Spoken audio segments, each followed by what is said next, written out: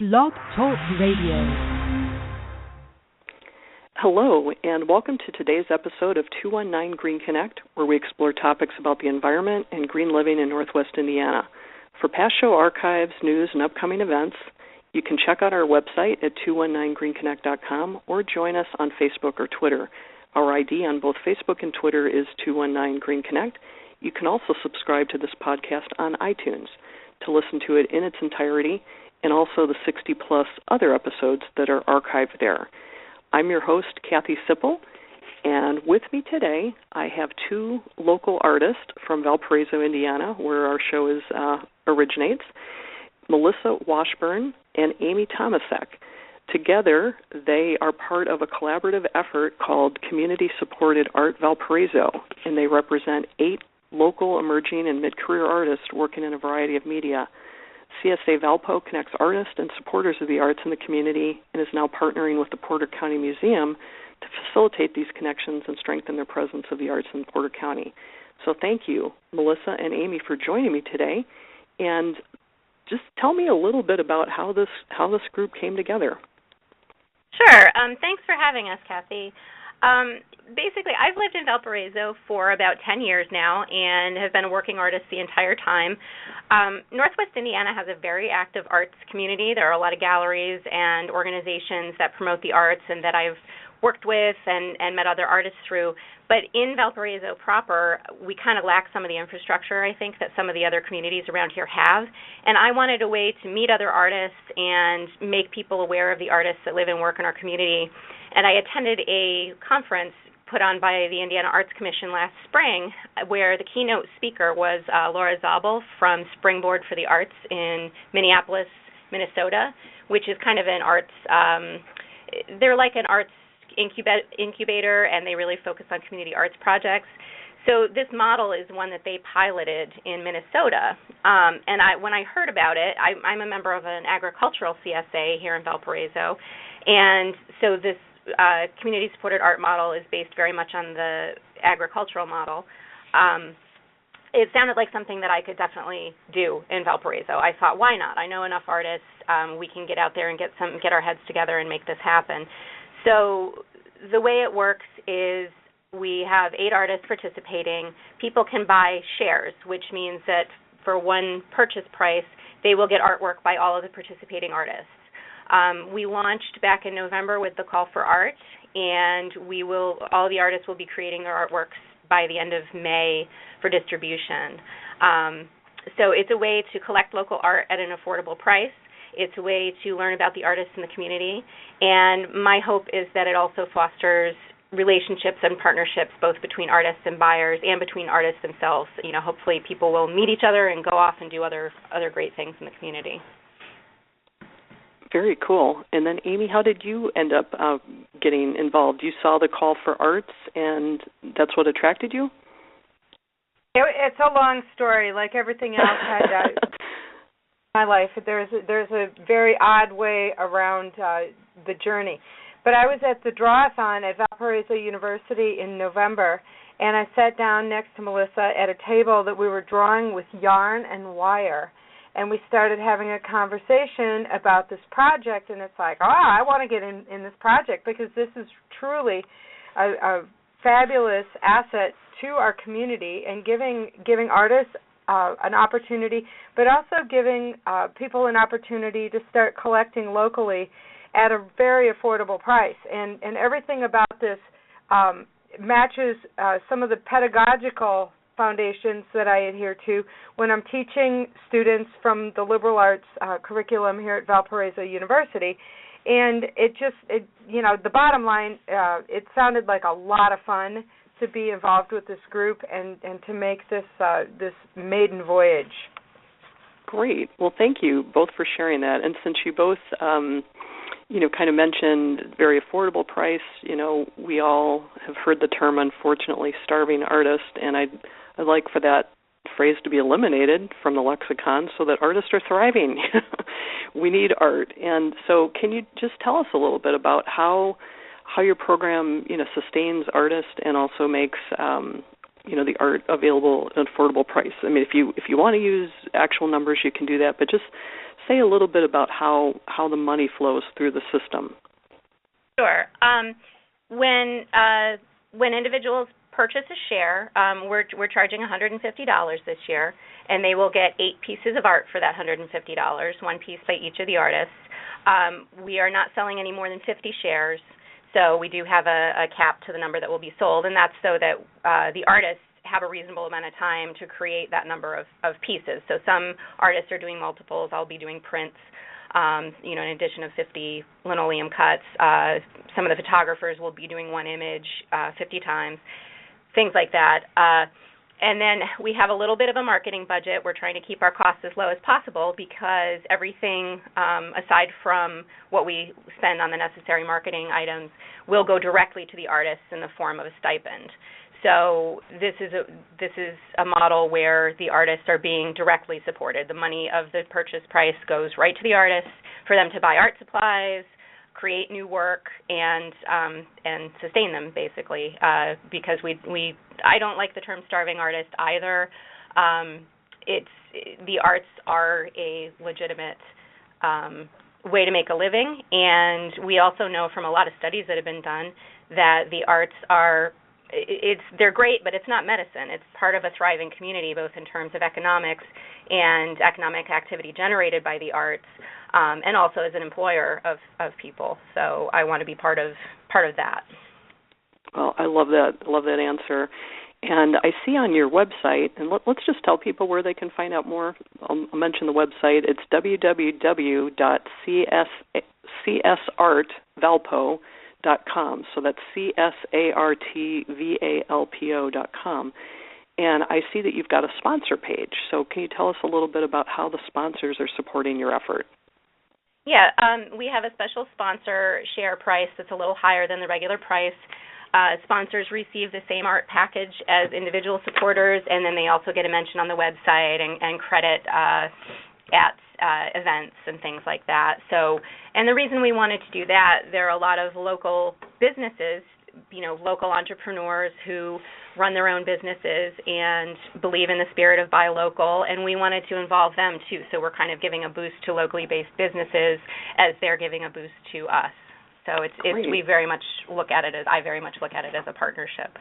Very cool. So is the intention that they would display the art within their venue or be resellers, or is it just up to them? It's entirely up to them. I doubt they would be resellers, but definitely, one of our sponsors is a frame shop, the Great Frame up in Valparaiso. So they had a natural affinity for this project. They deal with a lot of local artists, and we're very enthusiastic about supporting this. So, because a lot of these business owners are individual business owners that are interested in collecting and supporting art. The Blackbird Cafe is another one. They display art by a lot of local artists and have been very supportive of the arts community here. So it was, we really approached businesses that were a natural fit for this project. Yeah, well, you know what, since we've mentioned 2 of them, I see 4. Let's go ahead and give the others a shout-out, too, because I love it when, local supporting local. Pines Village, I know they do a lot of interesting things with the community, and it's a retirement community, basically. So do you have a vision or an idea of how they intend to use the art?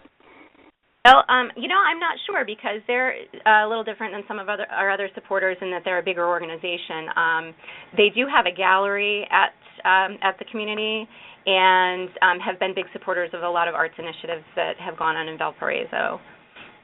Cool. And then Willpower Fitness, that one I'm not familiar with, but that seemed like an interesting sponsor. I was just curious about how well, and that's a new business.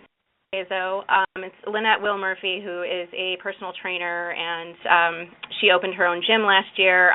We are friends. I've been one of her clients for a few years now, and she's bought my art personally, so that's how that came about. Great. Well, that's great. That seems like a good start. And are you still accepting sponsors? Those packages are available as well? Yes, we are, and there's a link to send email on the website. It's info@csartvalpo.com. If people want to contact me about sponsorship, we would be happy to take on more sponsors. Great, good. Well, I hope somebody in the listening audience might be moved by that. It just seems to me like a really innovative way to kind of get goodwill in the community, get exposure, and get something really tangible supporting artists at the same time. So it just seems like a win-win-win. And so I see on your artist page you've got a variety of artists and mediums represented: photography, painting, printmaking, sculpture. Did that difference of styles just arrive through how the people that approached you, or did you kind of intentionally look to mix it up? A little bit of both.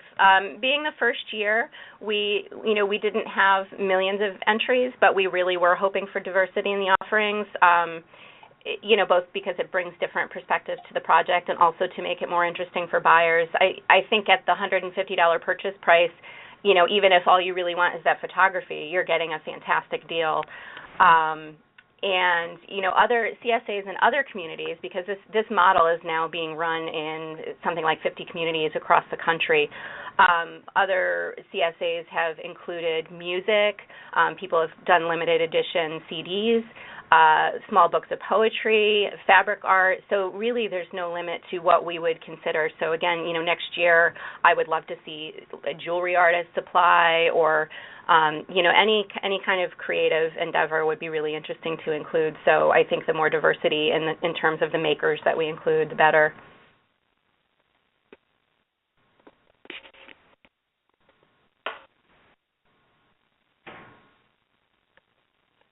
Okay, Melissa, you cut out there for me for a minute. Are you still there? Yes. Okay, sorry about that. I just, it went silent there for a minute. Well, that sounds like a great start and a great approach. Take what you get with the eye toward expansion in the future, but it seems like you're off to a great start. I recognize, a lot of the names that I see on the artist page. Greg Hertzlieb I had interviewed back on my WVLP days, and he's a Facebook friend. I love seeing the art that he comes up with all the time. He's just super productive, and I'm anxious to find out more about the others. So, on your frequently asked questions, I'm going to just ask some of these questions because I'm sure listeners will be interested too. How do they know what they're going to get? Are they going to find out what would be in their share? Well, they won't know beforehand, very much like the agricultural CSA model. You don't know how the season's going to go or exactly what you're going to get. You may get tons of cucumbers. You may get only a couple of tomatoes. But the point is you are supporting the entire endeavor and enjoying the fruits of that. With that being said, now that we have this partnership with the Porter County Museum, people who are interested will be able to come to an exhibit that's up at the Porter County Museum from February 14th through May 16th and see artwork that's already been produced by these artists. Everyone will be producing new, never-seen-before work specifically for CSA shareholders, but people can at least get a preview and get a feel for the type of work that these artists do if they come to that exhibit. Very cool. And I'm a community gardener. I'm not a CSA agricultural, CSA member. But, one thing I've seen with the community gardening is the people that do end up with a lot of cucumbers, they can always trade with the people that have a lot of zucchini or something. So it might be kind of cool. Everybody has a lot of zucchini. Yeah. Yeah, so if members, kind of form their own little collaborative, I could see them maybe swapping or who knows. I love so many potential ideas that could come from this, or just, doing it with an eye toward giving it as gifts. If you're somebody that, like some people I know have almost every square inch of wall, plastered with art, it's a great way to still support the arts and, pay it forward, give it as gifts. And that's averaging, let me see, math on the fly, not my strong suit, but how many pieces for $150? 8 pieces of original art. Holy moly, so that's less than $20 a piece? It is a great gift idea. In fact, we sold some shares specifically as Christmas gifts. People contacted me and said, "Oh, I want to, give this as a gift for Christmas." So, so far we're gifts.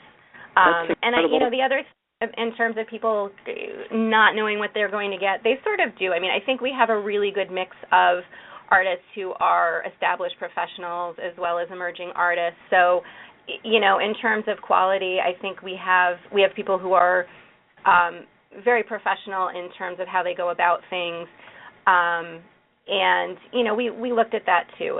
We wanted to have a mix of people because I see sort of a professional development component to this as well. We have newer artists who are going to learn from the seasoned veterans that we have included in the season, and I think that's a nice aspect for the artists too.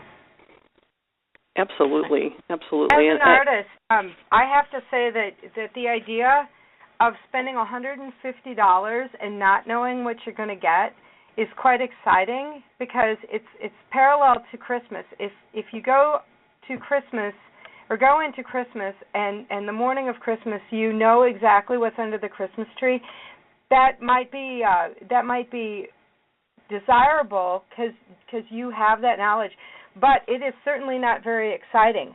And in May, our patrons are going to emulate the experience of having truly a surprise experience of the gifts under the Christmas tree. They're going to open up treasure and be delighted by the gifts that they have now. And it's that element of chance, I think, is pretty exciting, and that's why you should spend $150 to buy into this patronage, because it's giving yourself the opportunity to be excited in May. I love that. I think that sounds like a brilliant idea. It sounds like all around a great experience for the patron. And so I would like to shift back to the artist experience a little bit. I think you brought up, Melissa, the idea of professional development. And I know that you shared an article online recently, I think originally published in the Atlantic a couple weeks ago. And the title was The Death of the Artist and the Birth of the Creative Entrepreneur. And so you said that is kind of your life right now when we were talking just a few minutes before we started the show.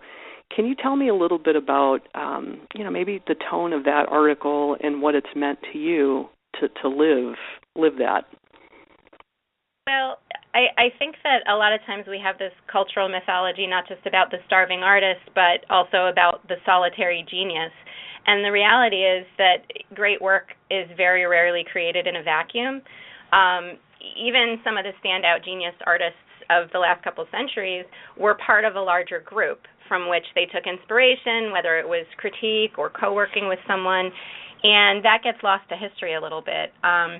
And I think also just with the economy the way it is now, artists can't rely on having a tenured faculty position or having a gallery representation. So we're all kind of having to learn to hustle in a little bit different way to make ends meet. And I find it very energizing and a lot of fun. I mean, I've worn a lot of hats in my creative career. I've worked in arts administration. I've worked in graphic design and advertising. And I've always been a painter and a maker. So, that idea of being a creative entrepreneur, I think, is a little healthier than thinking about the starving artist, because it is more realistic in terms of how we actually work and what we actually need to do, and it looks at art careers as part of society as opposed to something separate from it. So I thought the article was very timely. It's probably not news to any of us that work in the arts, but it was a nice summary of the shift that's gone on. Yeah, I love that. And another thing I learned in the article was that the word art itself derives from a root that means to join or fit together. That is, to make a craft in the sense that it, shows up in phrases like the art of cooking. And I just thought, well, it's also fitting together perhaps of artists in a guild or, maker spaces, I think, are coming on the scene. Valparaiso is, I think, going to be launching one, HubWorks, in the old Valpo Tech building. I know they've got some ideas around that. There's a new co-working space that popped up recently downtown Valpo, and that was my last podcast interview. So I just think so many people are tired of working alone, and you're right. There is a free-flowing, network of ideas that happens when you get together with like-minded people. And, the shared space, shared tools, whatever, shared advertising, there's just a lot of, I think, synergies that could come out of an effort like this. So has that been something that you found to be real beneficial in how you approach your work? I think it's always beneficial to be part of a group. I have some artists that I've gotten together with just for critique and kind of sharing, and sometimes it's just, gripe session about work. And we get together about once a month, and that's been really invaluable just to have other people to bounce ideas off and look at your work.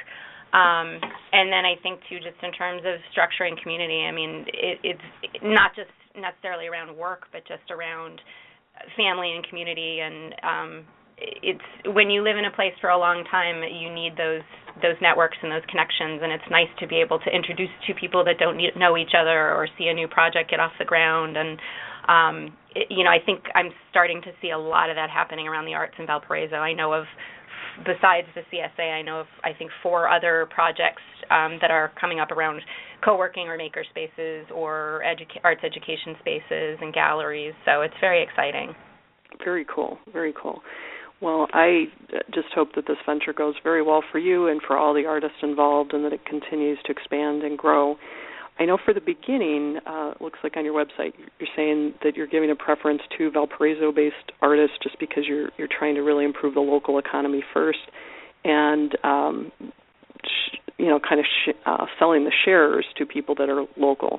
Is that something that was influenced by the existing model in Minnesota, or was that just a decision based on the group's individual objectives? A little bit of both. A lot of the CSAs that have been launched are hyper local in that way, and my objective absolutely was to start building some arts community specifically in Valparaiso, because I know artists all across Northwest Indiana, and I participate in events and shows in Michigan City and Hammond and Munster, and I just wanted to see that kind of thing happen here too. So that's why I kind of wanted to skew it with people with Valpo connections the first time around, at least. Good. And just kind of a personal question for both of you: how did you both get into this career? Melissa, you said you kind of made a transition into being a full-time artist, but just tell me a little bit about your artistic path. Well, I did. I went to college for art. I got a BFA in art, and the school I went to in upstate New York didn't really have any career development. They just kind of pat you on the head and say, go to New York.